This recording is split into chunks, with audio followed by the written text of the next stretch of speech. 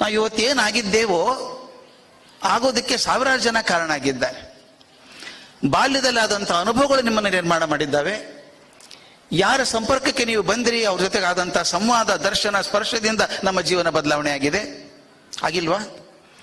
ಹಾಗೆ ಯಾರ್ಯಾರಿಂದ ಯಾವ್ಯಾವ ಕಾಣಿಕೆ, ನನಗನ್ಸೋ ಮಟ್ಟಿಗೆ ಇಲ್ಲಿನ ಮಣ್ಣಿನ ಕಣ್ಣದಿಂದ ಹಿಡ್ಕೊಂಡು ನಾನು ದೊರೆತಂಥ ದೊಡ್ಡವರ ಆಶೀರ್ವಾದದ ಫಲದಿಂದಾಗಿ ಇವತ್ತು ನಾವಾಗಿ ನಿಂತಿದ್ದೇವೆ. ಹಾಗೆ ಕೃಷ್ಣನ ಹಿಂದೆ ಯಶೋಧೆಯ ಪ್ರೀತಿ ಇತ್ತು, ಗೋಪಿಯರ ನಿರ್ವಾಹ್ಯ ಅಂತಃಕರಣ ಇತ್ತು, ಪಾಂಡವರ ಧರ್ಮನಿಷ್ಠೆ ಇತ್ತು, ದ್ರೌಪದಿಯ ಪ್ರೀತಿ ಇತ್ತು. ಇವೆಲ್ಲವೂ ಸೇರಬೇಕು. ಅವೆಲ್ಲವೂ ತೆಗೆದ್ರೆ ಮೇಲೆ ಮುಖ್ಯ ಪಾತ್ರ ಸಣ್ಣದಾಗ್ಬಿಡ್ತವೆ.